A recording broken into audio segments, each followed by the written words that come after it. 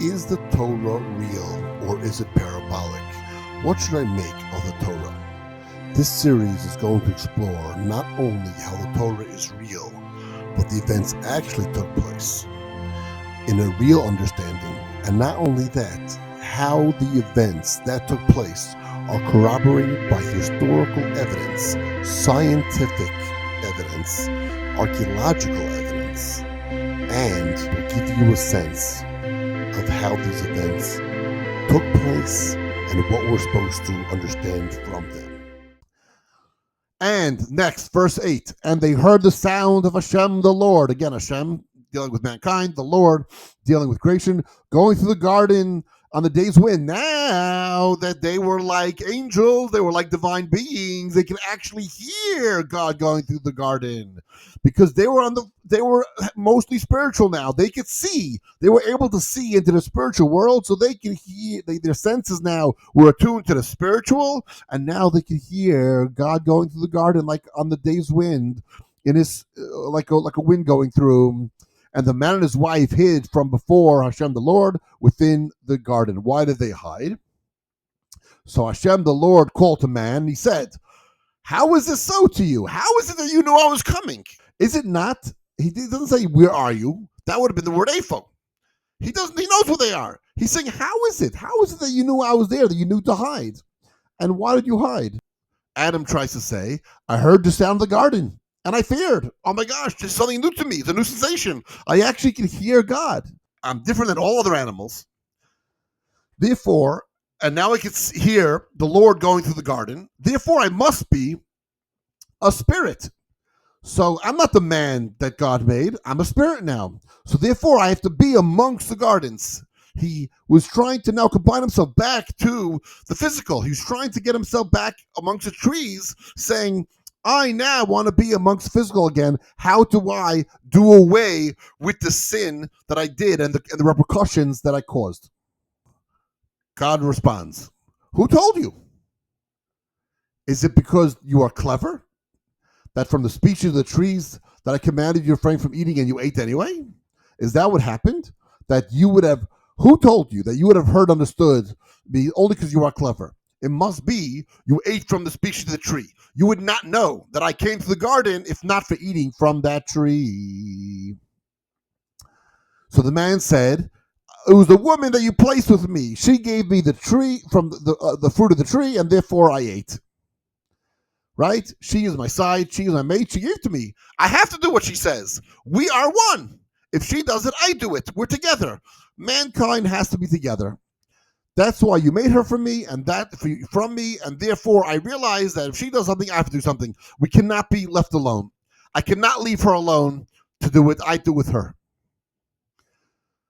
That's why she got punished first, and we'll see. And Hashem, the Lord, said to the woman, so he turns to her, what is it that you have done? And the woman said, it was a sorcery who raised me up, and I ate. She built me up. She said, I'm going to become an angel. That's better than a human being. So therefore I ate. In other words, why did God create woman? To be opposite man and to be his helper. In other words, they should be a team and they should be able to accomplish everything together. Not that they should sin together. So God said, how can you do this to him? From the root word to be from the root word to beguile, but also to marry or be present, nasa. The word to raise up is nasa. She only wanted to climb. So now we turn to verse 14. The sorcery was turned, and Hashem, the Lord, said to the sorcery, because you did this, cursed are you from all the other animals, all the things in the field. You shall go on your belly in the dust and eat all the days of your life. Clearly, snakes do not eat dust. They go on their belly, true. But why would the snake be any different? The snake, if it was a snake, would have already been on its belly.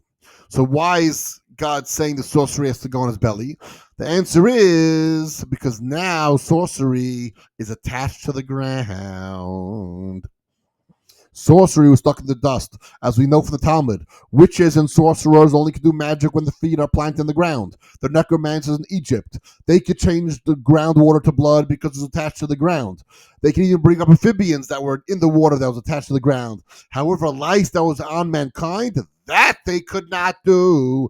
That they said was the finger of the Lord. If it's no longer attached to the ground, I cannot do it. If you notice, when it came to the 10 strikes against Egypt, they tried and they accomplished the first two, the blood and the amphibians. They could not do the lice, the necromancers. However, they stopped trying except when it turns to the boils. The boils, it says they couldn't even try. Why does it mention by the boils they even wanted to try? Because Moses picked up dirt and threw it in the sky, creating the strike of boils. So they figured, oh, if the boils came from dust, maybe we could do it because we could do magic on things that are attached that came from the ground. However, they were such in pain they couldn't even try. That's why with the boils it says they couldn't even try, and that's why no other of the strikes did even bother, because things like a swarm of insects, things like pestilence, things like hail coming from the sky and burning on the ground, things like locusts flying from the sky, things like darkness, they couldn't even fathom to even try because it's not attached to the ground. God said, you will now crawl on the ground. You are now sorcery. You are now attached to the ground. You can no longer roam free among my world. You have to now be in the dust. There will be a hatred between woman and the sorcery, and between the sorcery and her progeny, the children. It will be your crush. In other words, your strike, and you will strike its support, and they will try to crush every time it comes out. It refers to the hatred. The hatred will be what really tries to go against the sorcery. Women will desire to wield the power of sorcery, and some of her sons will also. And verse 16, and the woman, to the woman he said, I will increase 4 times the labor and her physical distress in order of the birth of her children, and her husband she will have urges, even though pregnancy is so difficult, and he will rule over you despite the labor pains and the need to carry children and to birth. She will still desire the support of her man. And verse 17, the man was rewarded for listening to his wife, but he's also punished for eating the fruit. Therefore, the ground is cursed, not the man. Why was the ground cursed? What did the ground do? If you remember from a previous episode when we talked about creation, God came down and talked to matter, to earth, and said, let us make man. In other words, let us make man. Man will be a being both of physical and of spiritual. Unlike the animals, which are produced from matter, now God was putting a spirit into man. So God said, I'm going to be a partner with you. Not only will you make man, but I will make man with you, and I'll put my image into man, which is what happened. And God ended up creating man, and man was created in the image of God. So what punishment was for the earth? Because the earth did not control man, made a man who wanted to so seek a desire to get rid of his physical side and only be spiritual. That's why the earth was punished. And also that's why now sorcery would live in the earth.